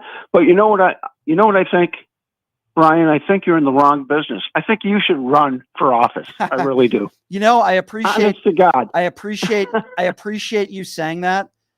I don't think I'd be able to work with people like Lauren Boebert and Marjorie Taylor Greene. I don't think. No, you'd fit right in. You'd fit right in. I don't think I'd be able to have civil discourse with certain people in Congress. I appreciate you saying that. I just don't think I would have the patience to do it. I would rather go on the radio and say whatever the hell I want to say than have to sit 5 feet away from three-tail Marjorie and have to listen to what she has to say. I would get too frustrated. And I just don't think too many stupid people, too many despicable people. There's a lot of smart people that I would love to work with. I think there are some really decent, good people that I would love to work with, but there's just too many MAGA Republicans right now that I would have trouble having to call a colleague. You know what I mean? Yeah. Yep. But I appreciate that. I think you know your stuff. You do a lot of, your facts. I'm very impressed with how you know your facts. Yeah. And you make a great argument. Well, I appreciate you saying that. I appreciate you saying that, my friend. That really does mean a lot. Thank you. I will say this, maybe not every single one of my opinions, but most of them that I share with you, I try to back it up with some facts. I try to say things and educate yourself. Yeah. Well, I try to do that. Educate yourself. I try to do that, and I appreciate you, sir. And that's really nice of you to say. And I appreciate you calling in. You won't see Brian Shapiro running for office anytime soon. I'll tell you that, but I will take that as a compliment, and I do appreciate you saying that. 702-221-7283 is the number to call. Lewis is next up on PTL. What's up, Lewis? Hey, what's going on, Brian? Hey. Brian, I caught your show when you were talking about the Hakeem Jeffries thing that he went on and he spoke for. So, I mean, to be honest with you, I agree with you 100%. I mean, that's just embarrassing when he does that, or when the Democrats do that. It's showboating. It's showboating. Yeah, it's showboating, and it gets absolutely nothing. It's like you said, we all know that the bill's going to.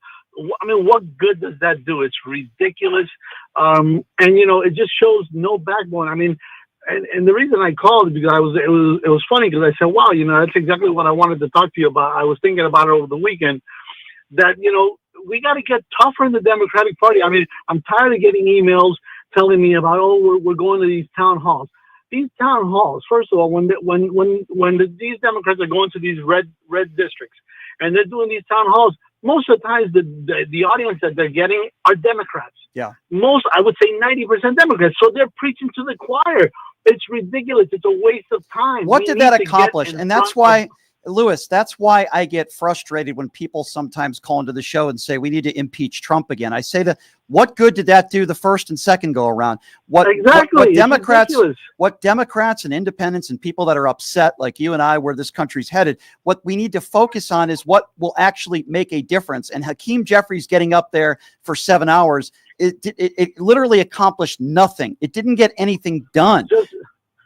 Just like Cory Booker's when he went on there for 24 hours. I mean, it did nothing, absolutely nothing. So my idea, one of the things that I was thinking was like right now, for example, you know, the Orange Buffoon is talking about doing an MMA event, a UFC event. I heard about that. Yeah, well, stupid. Why don't you know? We need to get masculinity back into the Democratic Party. I mean, you know, like. We need to get like a Gavin Newsom or I think a person that you should definitely have on your show, which would be awesome. I listened to him, is Richard Ojeda, the guy he's running for in North Carolina. Yeah. You know, and go in and attend these UFC events and go on there and say, you know what, I want to, you know, let's say, for example, Gavin Newsom says, even though obviously it's never going to happen, challenge Donald Trump to a fight. Tell him, come on, let's go. I'll do it. We'll get tremendous ratings because you know that. I mean, obviously that would bring a lot of ratings. Or for example, a guy like Richard Ojeda challenge Stephen Miller or challenge these guys and say, yeah, we're going to show up at these events now too, and we're going to start talking about, you know, trying to get the men back. The problem, and listen, we can go back in time. And by the way, I appreciate your call. I agree with you. There's a lot of reasons why Kamala Harris lost, but one of the reasons is there are way too many young podcasters and young people that do shows that are Republicans. 99% of radio, not social media, but radio, is political talk, right-wing conservative echo chamber radio. That has to change. Why can't George Soros run an operation and get, you know, the problem is they hire people that are not talk show hosts. I remember then they hired Al Franken and Janine Garoppolo, and they started that liberal network. There's a reason why it didn't work. And some of the people were talented. By the way, I like Al Franken. I love Janine Garoppolo. These are not radio people. And they went about it the wrong way. Now, I couldn't stand Rush Limbaugh for years. I know that cancer ended his life, but I felt like Rush was a cancer to society. However, he entertained a lot of people. You need to find people on the left that can educate, inform, that are opinionated, but are also understanding how to use a microphone and entertain people. And I think that Democrats somehow go about it the wrong way. I'll give you an example of what I'm talking about because I really respect this guy a lot. Michael Fanone, really nice guy. I've heard he just started a podcast. He's a smart guy. He's a hero. I hate what happened to him on January 6th. He's a guy that you interview, right? But he's not a guy that can lead a show. And I guess he's starting a show now. And I guess that's the point I'm trying to make here. People on the left or independents or anti-Trumpers, you need to find people that are entertaining and at the same time can educate. And I think that's what Democrats have to look at. They need to find more people that can do that. There are a lot of skilled people out there. David Pakman's going to be doing this show next week. Luke Beasley, smart guy. But at some point, and I hate to, Jon Stewart's a perfect example. I think he's great. But you have to understand why Joe Rogan has so many listeners. I don't like Joe Rogan. I think he spreads a lot of misinformation. I call him beefcake. But at times he's entertaining. And that appeals to a younger base. You have to find people that not only can speak truth to power, but at times are funny. At times are entertaining. That's what Democrats need to find. They need to find more shows that do stuff like that and less people that are monotone. They might speak truth to power. They might be intelligent, but you also have to find people that entertain because a younger audience with attention deficit disorder and all the Adderall that people are taking. Hey, listen, man, you got to get people's attention. That's my best advice to the Democrat Party when it comes to that. 702-221-7283. Let's go to Mo calling into the show. I believe that not the Mo that I know. Okay, a different Mo. Mo, what's going on? Hey, how you doing today? Hey, what's up, Mo? Thank you. First, I would like to thank you for giving me the opportunity to participate in your show. Sure. It's very good, and I love the fact that you guys are very open-minded and intellectuals, I would say, compared to some other areas. Like I get my information from you. So thank you. Here's the deal. Like, I moved to the United States at the age of 23 by myself, with $600 in my pocket. Okay. Mm-hmm. And I believe in the American dream. I believe then and I believe now in the American dream. I did a lot of jobs. I was a truck driver. I worked in law enforcement, and I worked for a federal agency. Mm-hmm. And I quit to go work in the private sector. I put myself through school. I have no family in the United States. Here is my point I'm trying to make here. You know, in law enforcement, I do not believe 70% of people who work in law enforcement, I start to question if they are robots or Americans. Mm. Because like, they only believe, and the reason why I quit a very good job with a good pension is because all they know is Jesus Christ, Trump, and you have to be white. I agree. The problem, yeah. And the problem is, this country was not built like that. I'm not gonna lie. I'm ashamed of myself to say this. I never believed on the term white privilege until I worked in the federal government. And then when I quit, those who loved Trump started panicking and calling me. I'm sorry to interrupt. May I ask you, sir, where are you originally from? I'm from North Africa. North Africa. Okay. I want to ask you this. What do you make of the times that we are living in today, where you have ICE agents that in some cases are not even identifying themselves? They're going outside of courtrooms and getting people. Yeah. They're going in front of Home Depot. They're going into churches and synagogues and schools. And in some cases, deporting people that have been in this country for decades, that pay taxes, that have kids here. What do you make of that as someone who came from another country and you've been here? What do you make of what's going on in the United States of America now and the way Donald Trump's agents are treating people? Yeah. So just so you know, I knew I was going to move to America from high school. I'm so sorry. I hope I'm not talking too much about myself. No, it's okay. But I just wanna I wanna give you my like, I wanna express this. Like, I love this country so much. Mm-hmm. This is home. I don't go back home. I don't go back to my country. I came legally, by the way. I was in college back home. Right. I finished my master's. I applied for the green card lottery. Mm-hmm. I came legally from day one, and I got my citizenship 5 years later. Okay, I never been pulled over. Always paid my taxes and everything. Right. Here is the problem, sir. Here is the problem. When I go to a restaurant, people look at my accent, look at my skin color, and look at my accent, and I might be just a dumbass terrorist or a fucking. I'm so sorry. Or an immigrant. Yeah, okay? watch the language. You don't know. I'm so sorry. I apologize. I take it back. I am so sorry, sir. But they don't sit down to have a conversation with me to know who I am or what I contributed to this But that country. example that you just gave me, my friend, and I appreciate you so much for sharing your story.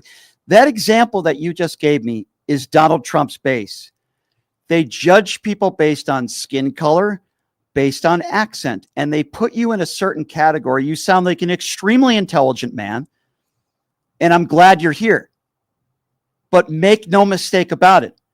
Many in the MAGA base do not want you in this country. They'll say they want you here. They'll say just come in the right way. But the way they vote speaks something to the contrary.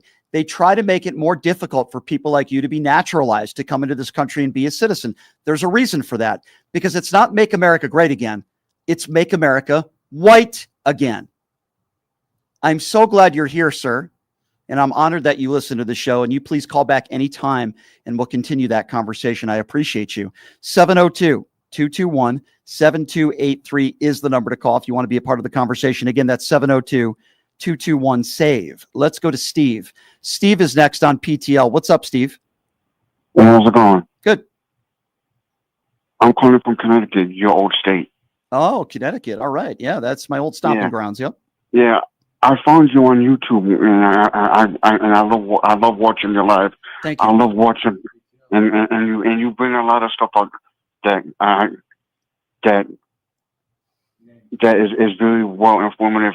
I mean, I know a little bit, but I've learned a lot by listening to you too, and I appreciate that. Oh, I appreciate you saying that. Thank you. And the biggest problem I think that the Trump supporters are is that when he said years ago he looks politically, they show every single day how ill-informed they are. Mm-hmm.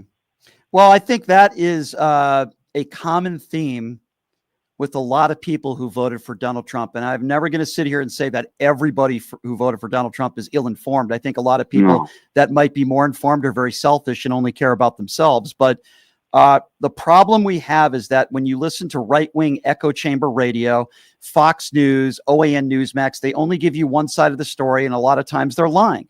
And they won't actually report. Example, if in fact this Texas horrible situation of this flooding took place under Joe Biden, they would study, they would try to find a way to blame Joe Biden. But here's the thing, Joe Biden didn't cut the NOAA. But if he did, Fox News would be leading with it and talking about it 24/7.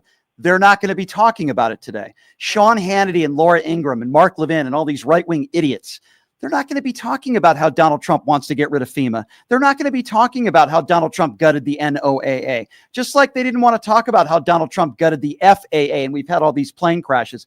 They won't cover it unless they could put the responsibility on a Democrat, because they're liars. They're dishonest. Now, what's the problem with that? There are some people in this country that cannot separate fact from fiction. When they hear Sean Hannity talk, they believe him, just like they believe, Donald Trump when he says 90 deals in 90 days. I'm going to build a wall and Mexico's going to pay for it. We're going to hire a special prosecutor to go after Hillary Clinton. These idiots who vote for, and that's what they are, by the way, they're idiots who vote for this guy. They believe everything that he says, and everything he says and he does is to benefit him and him only and nobody else.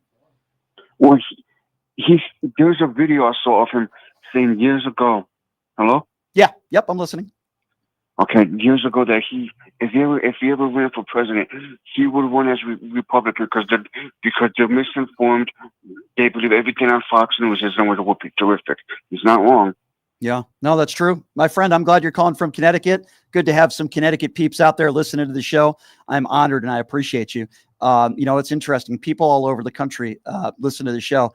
I'll give a quick story before we go to the UK, because our next caller is going to be from the UK. But before I do that, so on a date last night, yes, I do go on dates from time to time with a lovely lady last night.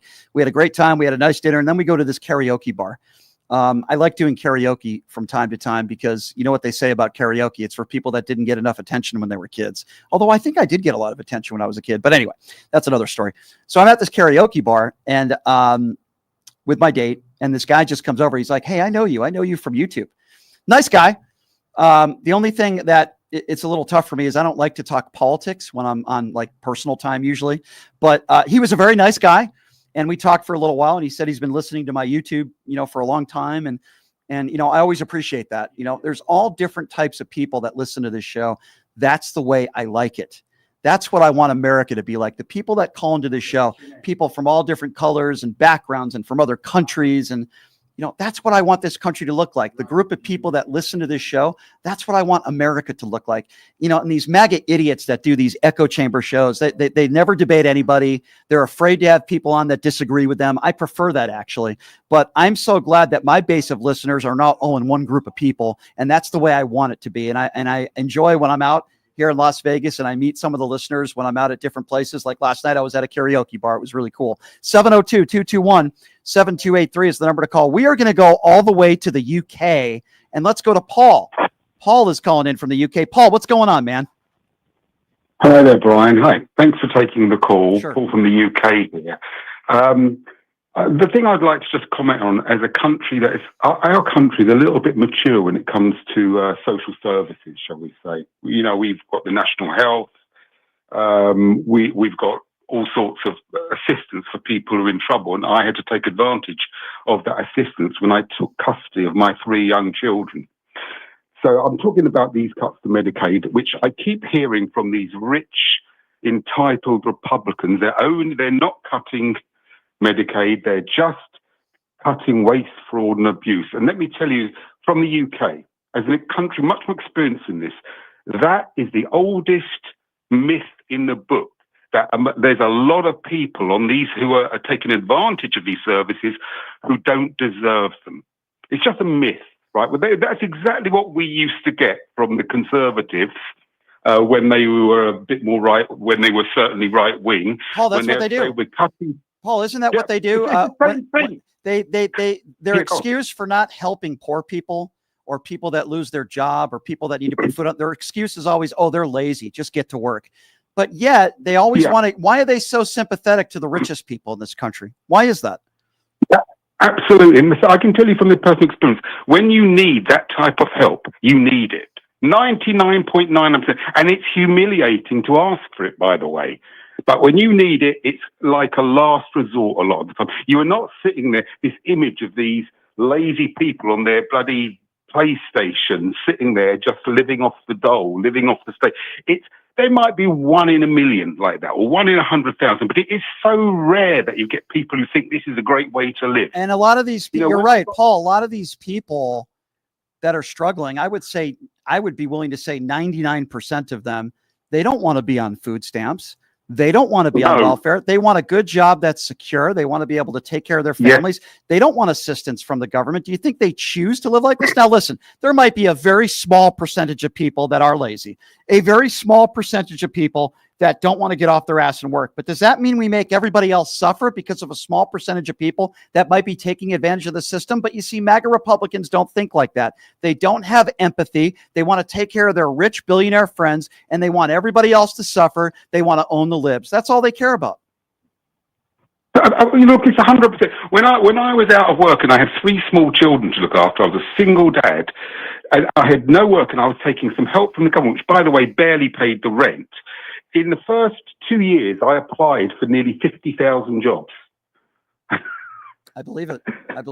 50,000 I mean, obviously it was bulk. I was applying, going tick, tick, tick, tick, tick against them on JobServe. I was just literally clicking through them all, anything that came. But it totaled nearly 50,000. Believe me, I didn't want to be taking that money. Right. I didn't want to be taking that money, and they put you through all sorts of humiliation. Yep. To acquire that, to deserve it. Every 2 weeks, you have to go through humiliation just to receive it. And the best day I had was when I could come off that situation, and I was rolling buns in a sweating bakery over Christmas, and I was so happy. Yeah. Not to be doing it. So this whole Medicaid thing, it's this myth. Oh, yeah, we're just getting the people who are taking the piss, the people who could be working, they're able, but it's bullshit. It's nonsense. And the people that are against helping those that are struggling are usually people that have been given everything on a silver platter since they were a child. Donald Trump is the perfect example of that. People that were born into wealth, that don't know what it's like to live paycheck to paycheck. Donald Trump has never worked a 9-to-5 job. He doesn't know what it's like to struggle. He was given a $500 million company from his dad at a very, very young age. The people that don't want to help are usually the people that were given things their entire life. And when you have somebody like Ocasio-Cortez, who had to work as a bartender to help pay her way through college, it's no wonder that she has empathy and she cares about people that are struggling in this country. Brian, you hit it on the head. I've said this thing 100 times. How can working people, really think like somebody like Trump, a fat orange twat like him, actually cared about them? He wouldn't spit on them if they're on fire. That's true. And if you go to Paul, it's good to hear from you, my friend. And you're right. If you go into Mar-a-Lago, those are Donald Trump's people. They're white elitists. Donald Trump's people, what I mean by that is the people that he wants to associate himself with are not his supporters for the most part. You go to Mar-a-Lago, those are the people that Donald Trump associates himself with. And it's funny because MAGA Republicans want to always talk about the Hollywood liberal elitists. No, the real elitists are the ones that are donating millions and millions of dollars to the Trump campaign. The people that hang out at Mar-a-Lago and stand up and give him a standing ovation when the Lard shows up there into a room, he demands a standing ovation. The real elitists are the ones in Donald Trump's own administration. His own administration worth about $60 billion. That does not include Elon Musk, by the way. $60 billion. Those are the people that are working in Donald Trump's administration. You think those are the people that want to help the poor? Those are the people that want to help the middle class? No, they just want to help themselves and their billionaire friends. Thank you for the call, Paul. I appreciate you. And I'm glad you were able to find a job and you were able to get out of that situation. You sound like a really good dude. All right, let's go to Leon. Leon is next up on PTL. Hey, Leon, what's going on? Hey, Brian, man. How you doing? Good. What's on your mind, my friend? All righty. Just a couple things, man. For one thing, I just want to give you your props on how you go about in destroying these MAGAs, man. You stay with your foot in their rear ends. We call it belt to ass, and I appreciate what you do. Thank you. One thing I want to ask you about is with all the deportations that Trump is talking about, how come he doesn't go to the prisons and the jails and deport those undocumented people that have been tried and convicted of crimes. How come he doesn't deport them to countries or whatnot? Why is he going after the people on the streets? So I just want to know if you have an answer for that. I'll tell you why. Because he wants to go after brown people. He wants to go after migrants. He wants to go after people that are brown. He doesn't want to go after people that look like him. And he doesn't want to go out of his way. When they say make America great again, it's make America white again. Ask yourself this question. Why is it that they welcome 100% white people from South Africa in here with open arms? Why don't they do that for migrants that happen to be brown? Why are they going in front of courtrooms and when people leave the courtroom, separating families? Why are there always brown people that they're being sent to El Salvador? I'll tell you why. Because this is Stephen Miller, who is running the show. Stephen Miller, Donald Trump, the Steve Bannons of the world, they don't want brown people in this country, and they will lie to your face and they will say, we just want people coming in the right way. If that was the case, then why do they always vote against bills that would make it easier for people to be naturalized citizens?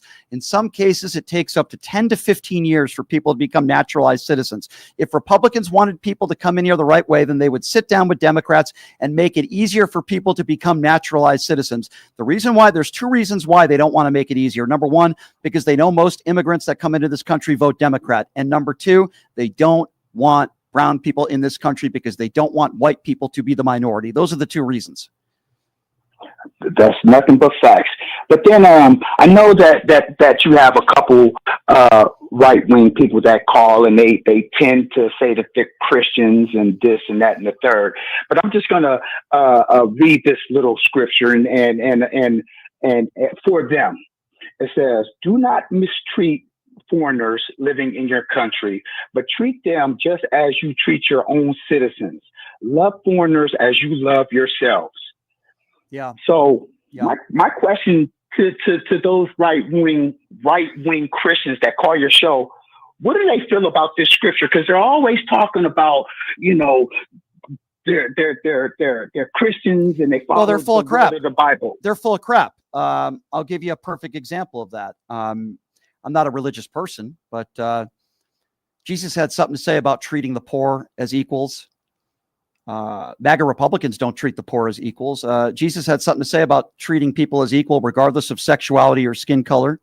MAGA Republicans don't do that. In fact, evangelical Christians preach the Bible, yet they voted for a guy who has the Bible made in China for $3, sold in America for $60, a guy who holds the Bible upside down and can't even memorize one passage in the Bible. The ultimate sinner who's never been faithful to one woman his entire life. But these right-wing Christians want to talk to us about sin.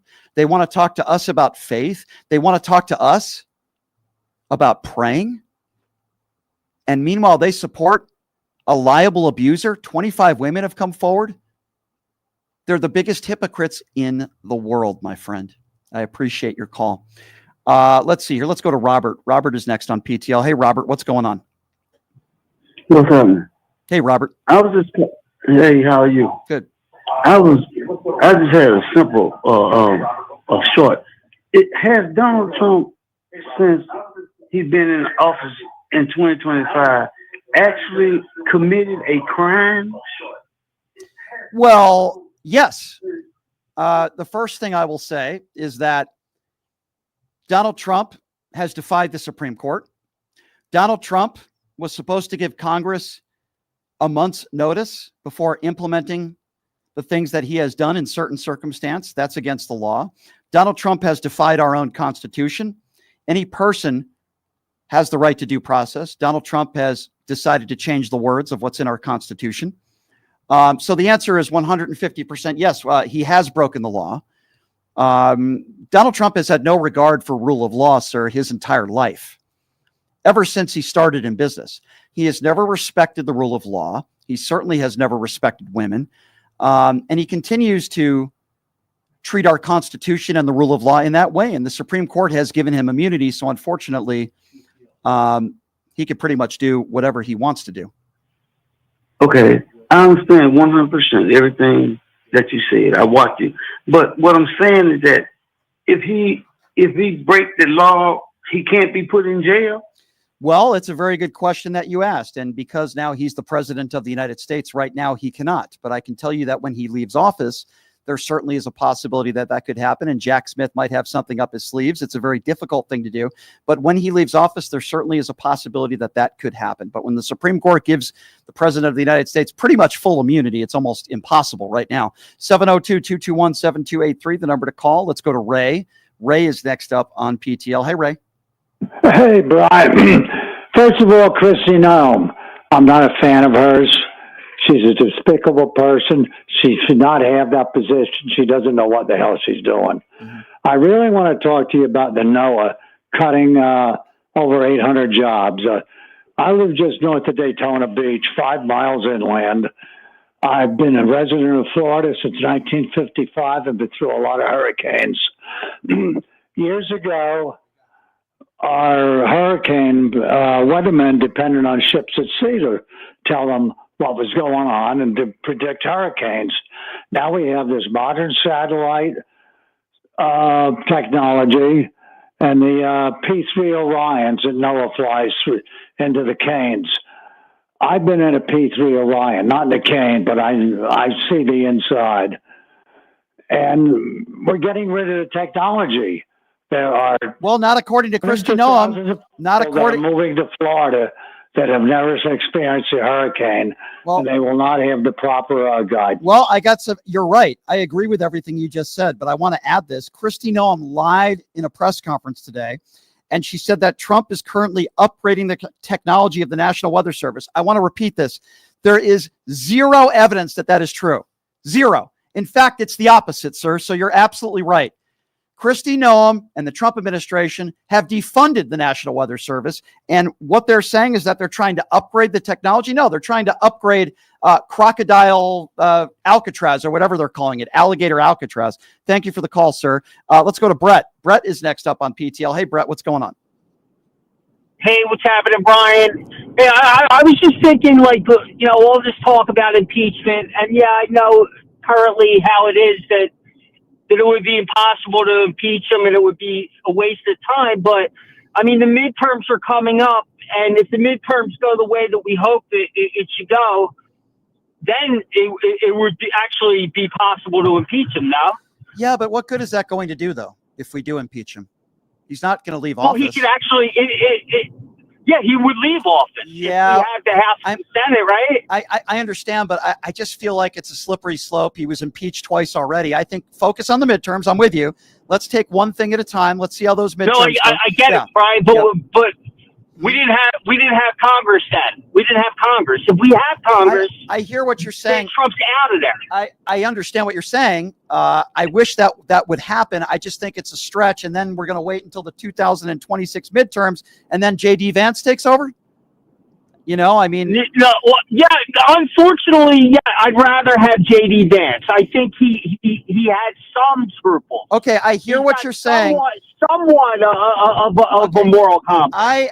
I would respectfully disagree with you. I don't think J.D. Vance has really. Here's why I don't think J.D. Vance has any moral compass at all. First of all, do you remember the whole big balls thing on social media where you had this racist SOB make some horrible comments about people of Indian descent?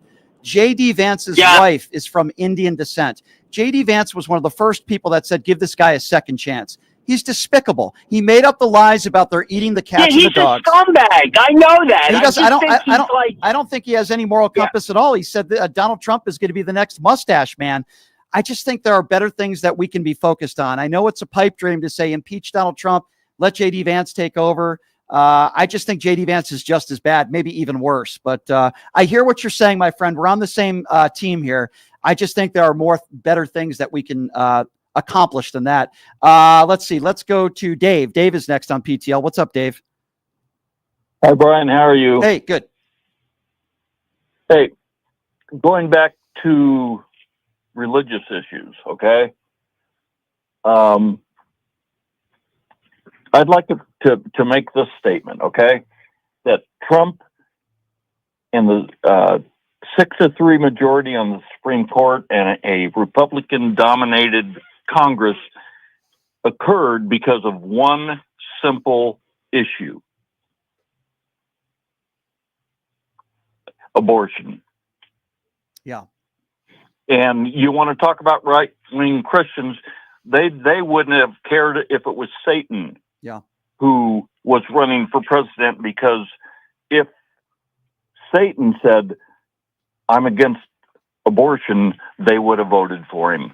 And that's where we are. And that is the single issue at the core of why we are being dominated by Republicans right now. Yeah, we're going to have to wait and see what happens to the midterms, my friend. I certainly understand what you're saying. Believe it or not, 6 out of 10 people in this country believe in a woman's right to choose. But, you know, you stack the Supreme Court with the Brett Kavanaughs of the world, and you got idiots like Clarence Thomas. And should we be surprised that they overturned Roe versus Wade when they lied to us? I do need to go to the YouTube super chat, by the way, because I have not done a good job of doing that today. And that's my apologies. I get so caught up in all the news. It's my fault. Sometimes I forget to do that, but I want to go to the YouTube super chat, and I appreciate all of you guys that support what we are doing here at PTL. And obviously the YouTube super chat always open where your questions and comments can be heard. So let's do that now. Let's go to the YouTube super chat, and then we will take some more phone calls. Unfortunately, my internet is like locking up here. I don't know why. Sometimes the internet here does not work as well as I would like it to work, unfortunately. But so I might have to have Numchuck read our YouTube super chat. Oh, there he goes. I got it. Chicago Rob. Christy Nolan blamed Biden and old equipment. We all know radars now can get a forecast down to the street level if they have experienced meteorologists. Chicago, you are completely 100% correct on that, but they keep making excuses and say, oh, well, we're updating the system. Shelley says former experts of NWS, NOAA, no one blaming NWS, NOAA. Georgia candidate Candace Tyler, said that the weather was fake. I saw that tweet. It was absolutely ridiculous. Shelley, who also says Taco Trump has everything to do with it. He is one that fired these federal workers. Absolutely correct, Shelley. I completely 100% agree with that statement wholeheartedly. You're absolutely right on that one. 150%. Lori says, Brian, how about the foster kids that are going to lose their Medicaid? Trump stopped doing rallies and golfing and doing your job. You're right about that, Lori. I agree with you. There's a lot of people that are going to be losing their health care benefits. There's no question about that. There's a lot of people that are going to be losing Medicaid. Millions and millions of people. Could be 10 million, could be 15 million. I don't know, but certainly a lot of people are going to be losing their benefits. The other disgusted veteran says, for years, the GOP has cursed the very existence of socialism. Then when things go foobar, they are always the first clamoring for that very socialism. I agree with you, Mr. Veteran. You are 100% correct on that one. It is the definition of hypocrisy. It would not be a show if I didn't go to MAGA, the MAGA destroyer herself, Darlene. Darlene, what's going on? Hey, Brian. Okay, first, now, Brian and Numchuck, you know I love you guys, and I appreciate everything you do. But I think it's time to shout out someone else. I want to say thank you to Las Vegas, KSHP, because if it wasn't for you guys, none of us would be here. And I appreciate you guys letting Brian have this show on here. I am so happy about that. Oh, well, thank you. I appreciate that. Hopefully we're continuing to expand, and we have some big news around the corner too, expanding the show. Look forward to talking about that, but I appreciate you saying that, Darlene. Thank you. Well, I appreciate them. Okay, Brian. Now, I could talk for 4 hours, but I know I only got 30 seconds. So I'm going to make it quick. I hate Trump. I don't care if anybody knows it. Who in the hell goes golfing when you have adults and children dying down there? That's first of all. And then, Brian, the other thing is, I don't know if you saw it. Now, I saw a post from Laura Loomer, and I don't know what she was replying to, but Brian, that woman sat there and said, I am so thankful that now we can have more whites on the commercial. Yeah. And it was all about putting more whites on TV. Mm-hmm. Mm-hmm. Yeah. Yeah. Is that sick? It is sickening, but again, it's not surprising. It's Make America White Again. Darlene, it's always good to hear from you. I appreciate it. I appreciate you. So as I mentioned, I did the Piers Morgan show earlier today. I was on with my friend Adam Mockler, who does this show on occasion, and we were debating Jack Posobiec, and I look forward to playing some of that audio for you. So in the time that I was on the show, I had to explain to Jack Posobiec what the Donald Trump masturbation dance was. I had to explain to him what that was because he's such a wholesome Christian. I did say that he wore the Donald Trump knee pads.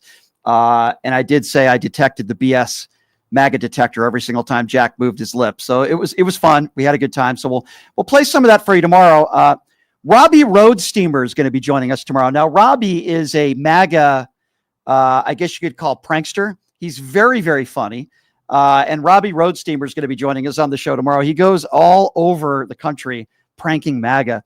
And from Midas Touch, Ron Filipkowski is going to be joining us on the show tomorrow as well. So we got a big show lined up for you tomorrow.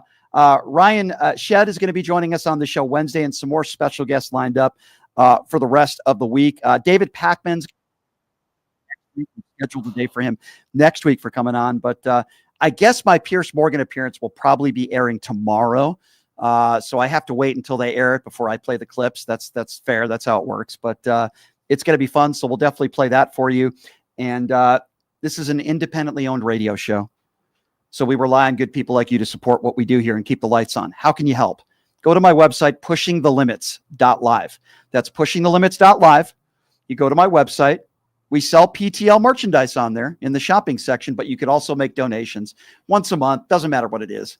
$5 a month, $10 a month, $20 a month, whatever you can afford. We so appreciate you, and it allows us to keep doing what we're doing here and keep the fight. I appreciate all you guys for joining us. I hope everybody has a great day. We will see you tomorrow, same time, same place, with Robbie Roadsteamer and Ron Filipkowski from Midas Touch. Have a great day, everybody.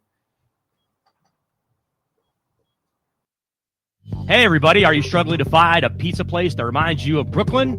That true blue New York style pie? Well, worry no more. Stallone's Italian Eatery Pizza is a knockout.